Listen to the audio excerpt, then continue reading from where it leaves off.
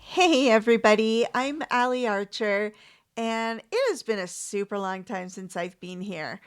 But I have 5 awesome books completely done in audio, and so I figured I should share it with you guys because I don't think anybody knows it exists. This series is about Minnie Kim. She's a Korean American girl who goes to a Halloween party one night, thinks she's going to get her first kiss from this really cute guy who's dressed as a vampire. And, well, things go south, and Minnie becomes a vampire. So, the series is about how Minnie navigates that world, the leaving behind of the human world and embracing the vampire world. But at its heart, Minnie the theme of Minnie is really about learning to love people for who they are and not what they are, and learning to accept that in yourself too, loving yourself for who you are, not what you are, because it's not the what that matters, it's the who. So I love Minnie. I hope you love her too. This is chapter 1 in First Kisses Suck, the first book in the Minnie Kim Vampire Girl series. Enjoy! See you next time. Think vampires are pale, pointy-teethed monsters? Think again.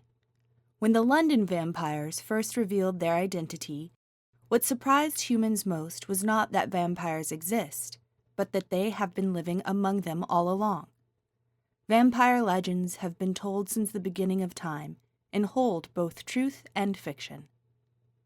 The Ultimate Guide to Becoming a Vampire. Chapter 1. Your first kiss should never be rushed. That's something I learned the hard way. Up until recently, I'd been perfectly fine being the only girl in my sophomore class who had never been kissed. I figured I'd have a boyfriend someday, so for now, I was more interested in my grades, extracurriculars, and the latest BTS music video. But all that changed when my best friend Stacy went and got herself a boyfriend. Stace and I always went stag to dances and stuff, but this year, she was going to the annual Halloween party with Mackenzie Johnson. He was totally sweet, and they'd been crushing on each other for pretty much forever, so it's not like I resented them being together. It was just weird being the third wheel. Plus, if Stacy hadn't been with Mac that night, maybe things would have turned out differently. Before the party, I'd felt like a different person. My parents went out to celebrate their anniversary, with the expectation that I'd be home, handing out Halloween candy with one hand while studying from my AP Chem textbook in the other. It wasn't an unreasonable expectation, as this had been our routine every Halloween since I'd been old enough to stay home alone.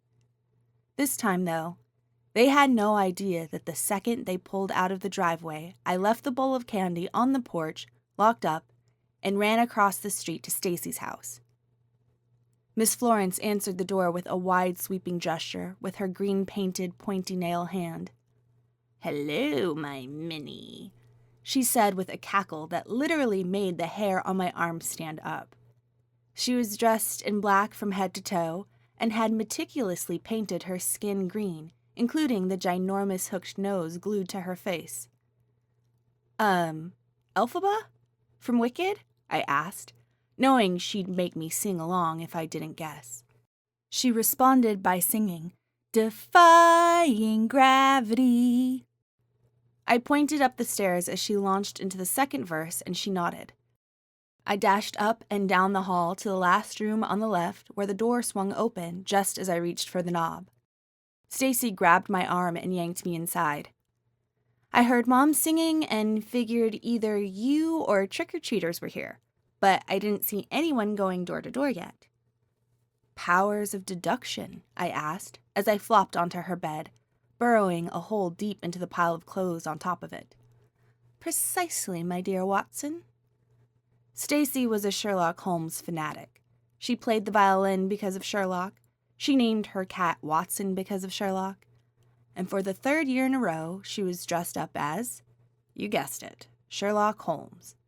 This year, as we'd both turned 16 and were obviously totally grown up and ready for serious relationships, we decided to quit dressing like little kids. As a result, Stacy looked like a very studious schoolgirl with her short plaid skirt, tweed vest, deerstalker hat, and wire-rimmed glasses. A studious schoolgirl with unusually big boobs. I pointed at said boobs and raised my eyebrows.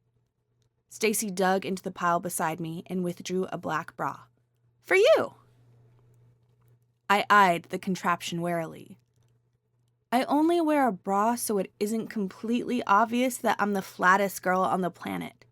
What am I supposed to do with that? Here, she said. Try it on.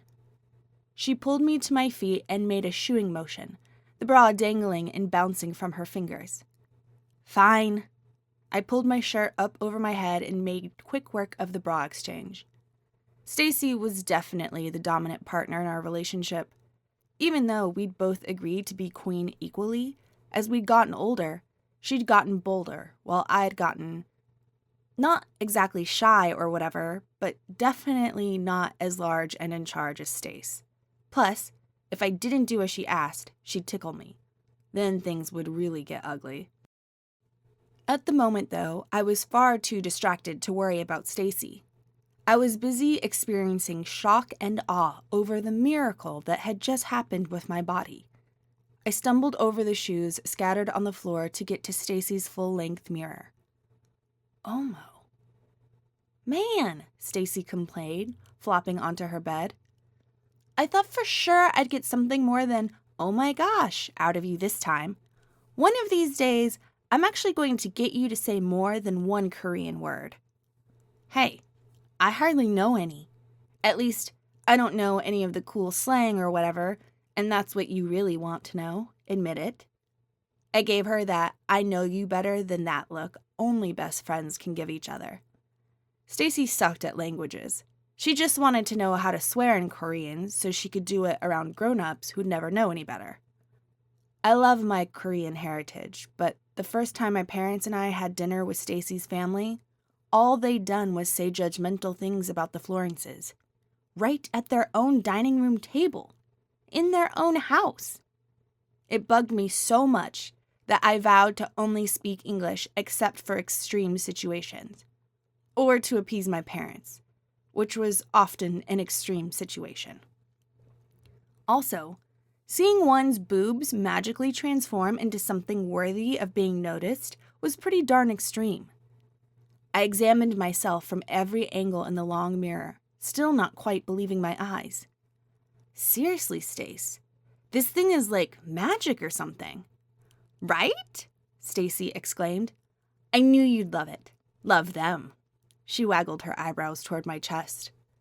I couldn't take my eyes off them either. I actually feel like a real girl. It's not called the miracle bra for nothing.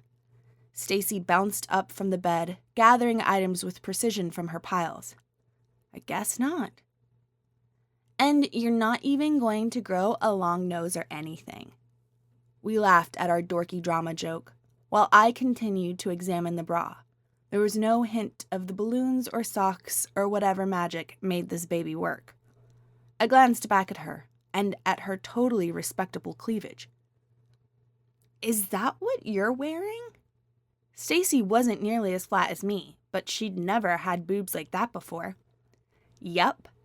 You know I avoid that place like the plague normally, but Mom was doing inventory and I was so bored. So I tried one, and then I saw that it really was a Halloween miracle, and I knew you had to have one too. I whirled around, one hand pressed to my breast. To my breast! You did pay for them, didn't you? When her mom first bought the Victoria's Secret store in the mall, Stacy had accidentally on purpose lifted some panties and bralettes. She always claimed she was just a kid, and she thought that because her mom owned the place, she could take what she wanted. Her mom made her come to the store for a month after that to clean and straighten racks. Stace said she'd never step foot in that store again if she could help it. Which, of course, she couldn't since her mom did own the place and Stacy was free labor. "Here," she said, as a silky black piece of fabric hit me in the face, promptly followed by 3 more items of clothing. As I picked them up off the floor, I discovered a black silk blouse, a super short miniskirt, and a long, flowing red cape. "Your costume, my dear." I gaped at the slips of fabric. "Seriously?" "You said no more baby costumes." "Yeah, but I didn't say New York hooker." Stace shrugged and proceeded to whip her hat off and wrap a lock of golden brown hair around her curling iron. "I tried it on. It isn't that bad. Plus, we need to get you noticed. Tonight is your night, baby." The night, as it turned out, was definitely not my night. I spent most of the party standing near the door to the kitchen, a cup of Coke in my hand and trying to pull my skirt down a little lower. It was so short I felt like I couldn't move and definitely couldn't dance. Stacy hadn't stopped moving or talking or dancing or laughing since Mac arrived, moments after we did. They did their best to include me, but I wasn't so desperate that I needed to be the 3 in their sum. Like, they even tried to slow dance with me once. Or Stace did. Poor Mac looked beyond awkward. I told her I had to pee, which I did, and ditched them, much to Mac's relief, I'm sure. I'd been to Isabella's house before, but it hadn't looked like this. With the walls draped in black gauzy fabric and the lights so low the neon party favors we all got at the door glowed brightly. I wandered one hall, but for the life of me couldn't find a door that opened. I saw some couples slink up the stairs, but just the thought of accidentally opening the wrong door gave me shivers. I watched movies. I knew what teenagers did behind closed doors. I did not want to accidentally stumble in on some naked kid I'd have to see in AP Lit on Monday morning. But if I didn't pee soon, I'd have something more pressing to worry about than my super short skirt or naked bodies. "Come on," I muttered to myself as I headed toward the front door. Isabella's house was pretty big, and a lot newer than mine. Didn't most houses have a washroom near the front door? Apparently not. Thinking about washrooms was not the best idea either, though, because just the thought of finding one seemed to give my bladder permission to assume the ready position, and my need blossomed into full-blown desperation. I whirled around and slammed boobs first into a wall. If walls were made of tendons and flesh and boy. He chuckled and grabbed my shoulders to steady me. My cheeks flamed as I realized he was basically wearing the male version of my costume. Black silk shirt with half its buttons undone, revealing smooth white skin, 2 tight black leather pants, a red cape that swirled around his ankles as if moved by an imperceptible breeze. I looked up into the face of a boy I didn't recognize. He was good-looking, but there was something just a little off about him. Something in his eyes, I think. But he was smiling, and he'd been the first guy to notice me all night. His direct gaze traveled up and down my body. "We have the same costume." His voice was warm and friendly, and his eyes, which had found their way back up to mine, sparkled with humor. Whatever made me think there was something off about him was gone. This guy was cute, and I could tell from the way his eyes bore into mine that he thought I was cute too. I instantly forgot all about having to pee. I did a sort of gasp giggle that I hoped didn't make me sound too bimbo-ish and said, "Yeah, us and about half the other geniuses here." I gestured to the crowd in the living room, spotting at least 4 vampires in my line of sight. He leaned close to me and whispered, "But we're real." I don't know if the Vaseline Stacy told me to put on my fake fangs made them too real, or if I had never been kissed flashing above my head like a beacon for all the crazies, including, apparently, vampires. But whatever it was, this guy definitely got the wrong message.